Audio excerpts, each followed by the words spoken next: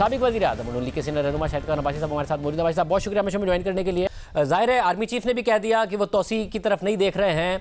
आज वज़ीर दिफा ने भी कह दिया कि अक्टूबर के आखिर से ये अमल शुरू हो जाएगा, मगर उसके बावजूद तहरीक इंसाफ ये कह रही है कि हमारी तैयारी पूरी है, हम इस्लामाबाद आ रहे हैं और 29 नवंबर से पहले अगर इंटरिम गवर्नमेंट आ गई तो फिर कैसे ये तैनाती होगी। तो भाई साहब आप अनाउंसमेंट तो आर्मी चीफ ने भी कर दी, आपकी तरफ से भी हो गई, मगर इमरान खान साहब एक तो हल्फ ले रहे हैं, कल उन्होंने पेशावर में लिया, आज लाहौर में अपने कारकुनों से लिया कि आज़ादी तहरीक के लिए जो जिहाद है उसका नाम देते हुए कि कोई भी कुर्बानी देने से दरेग नहीं करेंगे।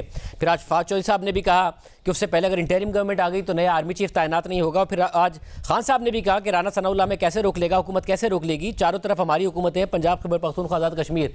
तो वो अभी भी कॉन्फिडेंट हैं कि आर्मी चीफ ने ना लेनी हो तोसी, आपने ना देनी हो तोसी, मगर तोसी हो सकती है। देखें, जहाँ तक सारी बात का ताल्लुक है, ये आज जो न्यूज़ रिपोर्ट्स आई हैं कि आर्मी चीफ ने ये कह दिया है कि कोई एक्सटेंशन नहीं होगी, ये बहुत खुशाइंद बात है कि कम से कम इस इशू पर क्लैरिटी आ गई है। वरना रोज़ स्पेकुलेशन जारी थी कि एक्सटेंशन हो रही है, दूसरी एक्सटेंशन हो रही है, उस पर लोग बहस कर रहे थे। अब प्राइम मिनिस्टर का हक है कि किसी वक्त भी आर्मी चीफ की, नए आर्मी चीफ की तैनाती कर दें और बात ख़त्म हो जाएगी। इस मुल्क की सियासत का महवर आर्मी चीफ की अपॉइंटमेंट नहीं होना चाहिए, मुल्क के मामलात सियासत का महवर होने चाहिए। और आज मुल्क के हालात बहुत तशवीशनाक हैं। वैसा बात दुरुस्त है, मगर मसला है कि आपने फोकस मतलब आपने तजवीज़ दी थी, आपने कहा था कि जल्दी हो जाए कर दें। अब ख्वाजा आसिफ साहब कह रहे हैं कि नवाज शरीफ साहब की एक रिवायत है जो उन्होंने राइल शरीफ के केस में भी किया, और तो इस महीने के आखिर से या अगले महीने के शुरू से ये मामला शुरू होगा। और वो ये भी कह रहे हैं कि जब तक मिर्चें लगने दें इमरान खान को, तो खान साहब की वजह से नहीं कर रहे हैं, किसी और वजह से नहीं कर रहे हैं। फिर अगर जब आप चाहते हैं कि फौरी हो जाए, आप कह भी चुके हैं, फिर भी नहीं कर रही आपकी हुकूमत। नहीं, ख्वाजा साहब महावरतन ऐसी बात करते हैं, उनका अपना एक स्टाइल है बात करने का, लेकिन ये फैसला वज़ीर-ए-आज़म साहब के पास होता है। और मैंने जो कहा था वो टीवी प्रोग्राम पर इसलिए कहा था कि जो स्पेकुलेशन हो रही है इस वक्त, ये इदारे के लिए और मुल्क के लिए इसके असरात मुस्बत नहीं होते।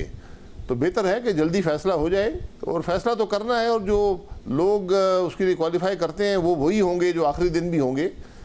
तो प्राइम मिनिस्टर साहब का ये आईनी हक है और वो उसको इस्तेमाल कर लें तो बेहतर होगा मेरे ख्याल में। पर साहब आप क्योंकि ज़ाहिर है सियासत को बड़ा अच्छी तरीके से समझते हैं, मगर वो बहुत ज़्यादा लोगों को मोबिलाइज़ कर रहे हैं, आप कॉन्फिडेंट हैं कि वो आपकी हुकूमत अब गिराने में कामयाब नहीं हो पाएंगे? देखिए, ये कोई पानीपत की लड़ाई तो नहीं है ना कि आप 20,000 आदमी लेकर आ जाएंगे और हमलावर हो जाएंगे और कब्ज़ा कर लेंगे। एक आइन भी है मुल्क के अंदर, कानून भी हैं। इमरान खान साहब आइन पढ़ लें कि आइन क्या कहता है। भाई साहब एक और आम बात है, तहरीक इंसाफ आ भी रही है और अपने कारकुनों की जिम्मेदारी भी नहीं ले रही है। ज़ाहिर एक बड़ा हसास मामला हो जाता है, जिम्मेदारी नहीं ले रहे हैं वो अपने वर्कर्स की, जब और खुदा न खास्ता कुछ लोगों की जान चली गई तो हुकूमत ही मुकम्मल तौर पर बैकफुट पर चली जाएगी। अभी तो नज़र आ रहा है कि किस तरीके से खान साहब हसास मामला मकामात पर जाएंगे, क्योंकि सुप्रीम कोर्ट भी माजी में उनको इस इजाज़त नहीं दी थी सुप्रीम कोर्ट ने। तो अगर कुछ तसादुम हो गया, कुछ लाशें खुदा न खास्ता गिर गई, तो फिर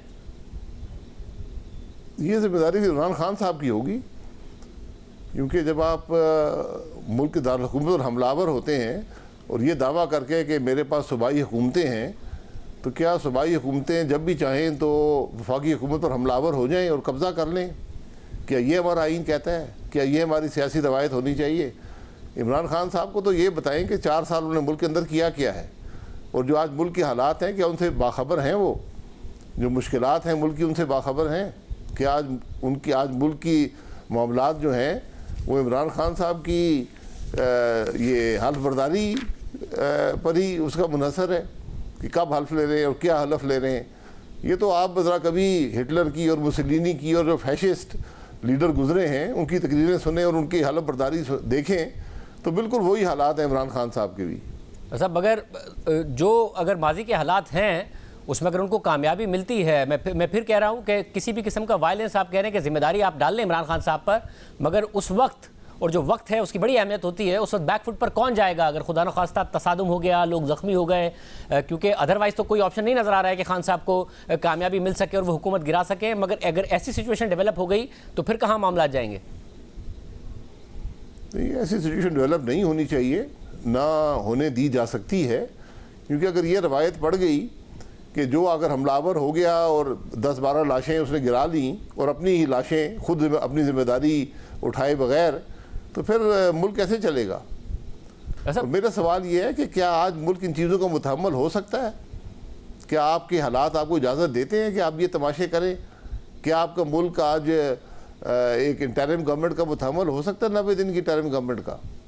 वैसे मगर इसमें मसला है ना कि फिर आप लोग भी ये तो नहीं चाह रहे हैं कि 2018 में जो कुछ गलत हुआ बस वो अंडू हो। आप लोग भी ये चाह रहे हैं कि फिर इमरान खान साहब के साथ भी वो हो जो 2018 से पहले हमारे साथ हुआ। मरीम नवाज साहबा तो कहती हैं कि उनके खिलाफ भी कार्रवाइयाँ होनी चाहिए, मामलात होने चाहिए।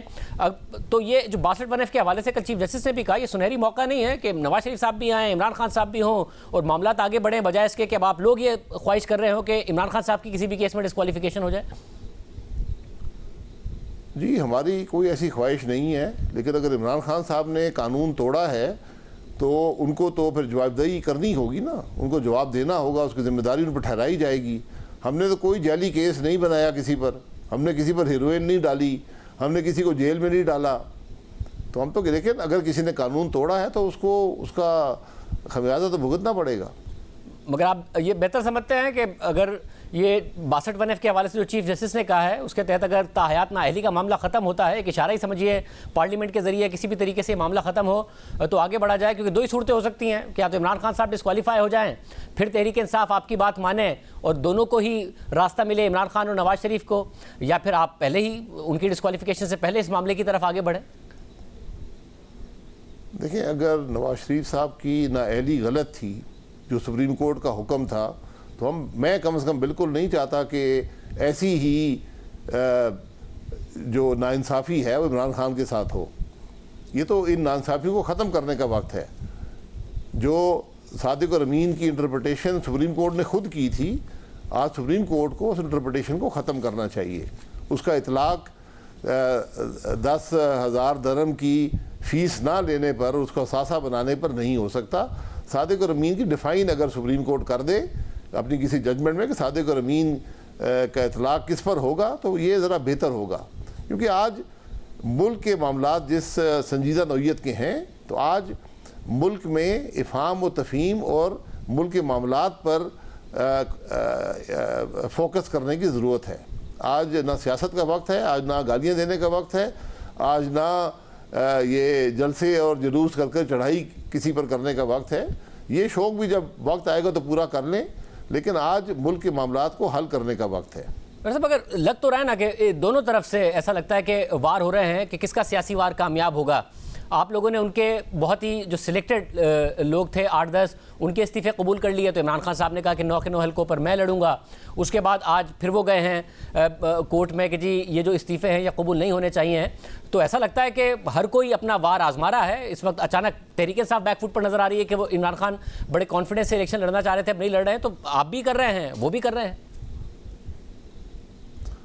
देखिए, ये सियासी वार नहीं है। इस्तीफ़े उन्होंने दिए थे, इलेक्शन हो जाए, अब इस्तीफ़े नहीं देना चाहते हैं तो इस्तीफ़े वापस कह दें हम नहीं देना चाहते हैं, आगे असेंबली में बैठे अपोजिशन का रोल अदा करें, इसी से मुल्क आगे चलता है। अगर आपको पार्लियामान की जो बेतौकीरी इमरान खान ने और उसके स्पीकर ने 4 साल की है, और फिर जब अपोजिशन में बैठने का वक्त आया तो ऐवान छोड़कर भाग खड़े हुए और आज सड़कों पर बात करते हैं, तो आए असेंबली में आकर जो हकीकी जमहूरियत का फोरम है वहाँ पर आकर बात करें कि अगर हुकूमत परफॉर्म नहीं कर रही उस पर तनकीद करें, अपनी परफॉर्मेंस का जिक्र करें। यही पार्लिमानी जमहूरियत होती है।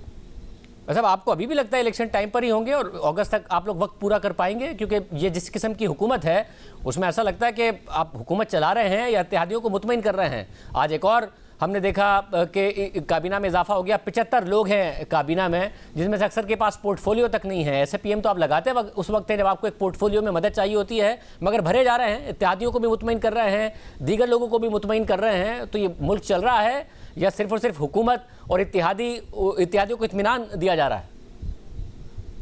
देखिए, हुकूमत में तकरीबन 10 महीने बाकी हैं और बहुत से चैलेंजेस का आपको सामना है। तो काबीना तो सिर्फ वफाकी वज़रा पर मुश्तमिल होती है, बाकी ऐसे पीएम्स जितने भी वज़ीर साहब चाहें वो रख सकते हैं, और वो एक कॉन्सनट्रेटेड एफर्ट है। तो उसके लिए आपको स्पेशलिस्ट की ज़रूरत होती है, तो वो जो भी प्रोफेसर साहब मुनासिब समझते हैं वो रख लेते हैं। ये कोई लंबी चौड़ी ताहियात मुलाजमत नहीं है, 10 महीने की है, उसके अंदर आपको मदद चाहिए होती है फैसले करने में। तो ये उन पर छोड़ दें विरासत साहब पर के कैसे काम करते हैं। नहीं, अगर मदद चाहिए होती है तो पोर्टफोलियोज भी होते हैं ना भाई साहब, आप तो खुद वजीर आजम रहे हैं। 29 ऐसे पीएम हो जिसमें से 23 के पास पोर्टफोलियो ही ना हो, तो इसका मतलब है कि उनकी ज़रूरत नहीं थी, किसी ना किसी तरीके से बस रखा गया है। नहीं ऐसे पीएम का जनरली पोर्टफोलियो नहीं होता, कुछ को आप असाइन कर देते हैं। जनरली ऐसे पीएम जो होते हैं वो आपकी डायरेक्शंस पर किसी खास नौयत का काम करते हैं, जनरली पोर्टफोलियोज नहीं दिए जाते। मतलब स्पेशल असिस्टेंट ऑन पेट्रोलियम हो सकता है और एनर्जी हो सकता है, अगर जनरली नहीं भी दिए जाते तो 23 ऐसे कौन से काम है जो शहबाज शरीफ साहब को कराने हैं इन लोगों से?